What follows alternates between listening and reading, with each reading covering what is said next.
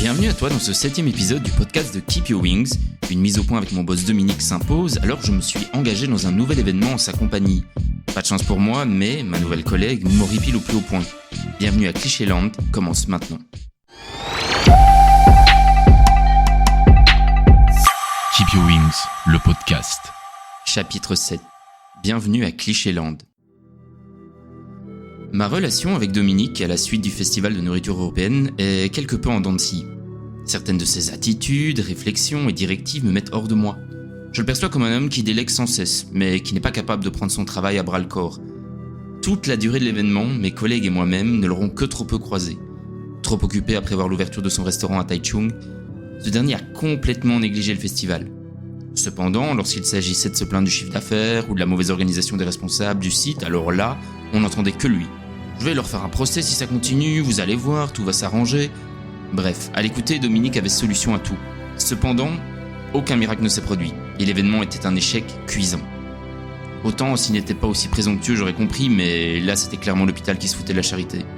Afin de pallier ce raté, et surtout d'éviter les soucis que nous avions rencontrés au cours de cette première expérience, nous décidons, avec mes collègues restants, de prévoir une réunion, afin de mettre nos conditions sur la table, particulièrement après les révélations de Théo. Mais voilà, l'équipe du départ était totalement dissoute. Pauline et Théo avaient arrêté, Lucie a soudainement disparu des radars, Pierre quant à lui avait été congédié depuis belle lurette, même si nous entretenions encore un soupçon de conversation via Line. Il ne me restait plus que 2 autres collègues et c'est malheureusement celle avec qui j'avais le moins l'affinité qui a décidé de rester.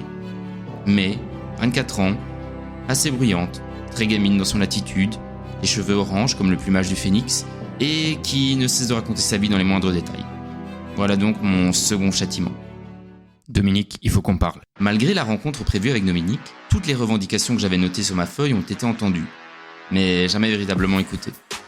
Parmi les plus importantes, les 2 exigences suivantes. Un véritable contrat de travail, avec des heures supplémentaires payées comme l'exige la loi. Pour les Taïwanais, une parole suffit comme contrat de travail. On n'en fait quasiment jamais ici. Les heures supplémentaires, ça dépend surtout du travail que vous fournissez. Rester 4 heures devant un stand vide et finir un peu plus tard, ça ne mérite pas d'être payé plus. Rétorqua Dominique. Deuxièmement, une meilleure communication qui informe tout le monde des changements d'horaire, des objets à apporter, de l'inventaire disponible, etc. Évidemment, je préviendrai tout le monde. Comptez sur moi. Au final, une conversation qui n'aura absolument servi à rien et qui m'inquiète particulièrement pour la suite. Lai Chang Chang Woman Mei Wei de Billy Shu Hua Fu Bingba. Cette fois-ci, nous ne faisons plus partie d'un festival, mais nous sommes à un pop-up store qui prendra ses quartiers près d'un centre commercial luxueux pendant le mois de décembre. Je savais d'ores et déjà que je pouvais faire une croix sur mon réveillon de Noël. Dominique, voulant économiser de l'argent, n'avait engagé qu'une Taïwanaise en plus pour nous aider au cours des 25 jours d'existence de notre stand de gaufres, frites, chocolat et bière. La nouvelle recrue était Tania, cette petite meuf au style « trop cool », elle avait de beaux yeux bleus, dû au reflet de l'écran de son téléphone qu'elle ne lâchait pas une seule seconde. Un anglais encore moins bon que celui de May et aucune réelle conversation. Ce qui rendait les journées de travail encore plus longues que prévu. Cependant, la jeune Tania n'a pas fait long feu, très souvent en retard, le visage aspiré par son Instagram, Line et Snapchat. Un combo parfait pour une mise à la porte. Dominique avait gardé May pour son côté travailleur, faut le reconnaître, mais probablement pas pour sa maturité ou son niveau conversationnel. En effet, cette dernière était en admiration totale devant les foreigners, les blancs et le monde occidental. Et elle envahissait de logorer nos conversations. Un ramassis d'analyses de comptoir, d'inepties, de clichés rythmait nos échanges. Tu as déjà travaillé avec des latinos ? Pas que je me souvienne, pourquoi ? Ça te dérangerait pas ? Pourquoi ça me dérangerait ? Tu sais, ils sont fainéants, mais ça n'empêche pas de sortir souvent au M-Taipei. Une boîte dans laquelle la formule All You Can Drink attire de nombreux fêtards sur des airs uniquement latinos. Un comble. Ah bon, et c'est qui tout le monde ? Des amis à moi. Et même quand on regarde les films, on voit qu'ils sont fainéants. Ah, ok. Mais, peu consciente de mon désintérêt pour ces récits, me déballait toute sa vie, démontrant une nouvelle fois la naïveté qu'elle portait fièrement, ainsi que de nombreuses autres jeunes filles taïwanaises, comme une couronne sur sa tête. J'ai couché avec un blanc et je comprends pas. Il a dit qu'il m'aimait et depuis lors il répond plus aux messages. Pourquoi il fait ça ? Je comprends pas. Qu'étais-je censé répondre à cette jeune fille ? Mais avait la fâcheuse tendance de prendre tout au premier degré, et elle ne comprenait pas une once d'humour, d'ironie, ou même qu'il existe d'autres conceptions du monde que la sienne. Elle croyait en l'amour au premier regard, notamment avec son petit ami russe, puisqu'elle se permettait de faire des conversations Skype pendant une journée de travail. Elle déposait son téléphone contre la caisse enregistreuse et était observée par son petit ami, qui passait des heures à la surveiller. Une relation très étrange, particulièrement au vu des récits de fin de soirée dont May m'abreuvait sans cesse.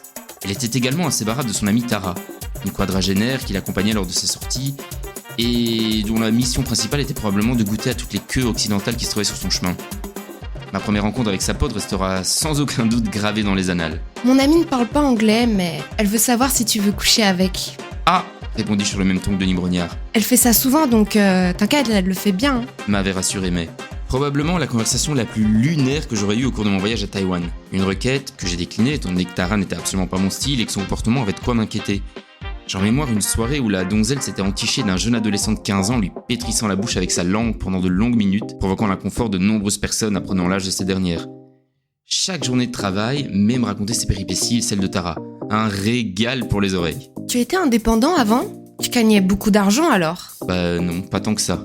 Tu devais pas avoir de copine alors? Mais avait été élevé dans une conception du monde qui pourrait paraître quelque peu archaïque pour les occidentaux, avec des codes bien précis. L'homme doit être grand et fort, ramener de l'argent, payer de magnifiques cadeaux, tandis que la femme doit être faible, attentionnée, répondre aux demandes d'affection de son mari. Il lui arrivait parfois de commenter les messages que nous envoyait notre boss alors qu'elle était complètement bourrée, mais était le parfait mélange de naïveté asiatique et d'attitude à l'européenne. Un combo qui ne fonctionnait pas dans toutes les situations, et qui lui aurait sans doute coûté sa place dans n'importe quel autre travail. Malgré ses aventures de jeune fille délurée, May avait un rêve aux antipodes de sa personnalité. Elle voulait voyager en Europe pour découvrir le monde. Je me souviens l'avoir conseillé, tentant en vain de lui expliquer que ses croyances sur les nationalités n'étaient rien d'autre que des clichés. Elle me questionnait souvent sur les sacs à dos les plus adaptés, sur comment économiser de l'argent, sur son envie d'en apprendre plus sur le monde et de découvrir d'autres cultures. Vous avez trop de la chance en Europe, c'est si facile à visiter. Tout est l'un à côté de l'autre. En train, on peut presque aller partout. J'adore Taïwan, mais je rêverais d'aller en France. C'est tellement beau là-bas. Parfois, je me dis que je ne suis pas née au bon endroit. M'avait-elle avoué au cours d'une journée de travail un peu plus chargée que d'habitude. Je ne sais pas comment l'expliquer, mais elle arrivait parfois à me toucher.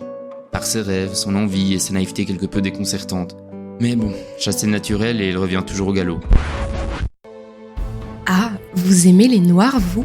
Parce que Tara, une fois, elle a embrassé un mec dans une boîte et elle voulait le ramener chez lui, tu vois. Et donc on sort de la boîte et là, elle se rend compte qu'il était trop noir pour elle. Elle lui a dit qu'elle n'aimait pas les noirs et qu'il l'avait trompée car il ne lui avait pas dit. Et tu sais quoi? Bah il l'a giflé. Ils sont violents en plus. À la fin du mois de décembre, je n'avais plus envie d'adresser la parole à May.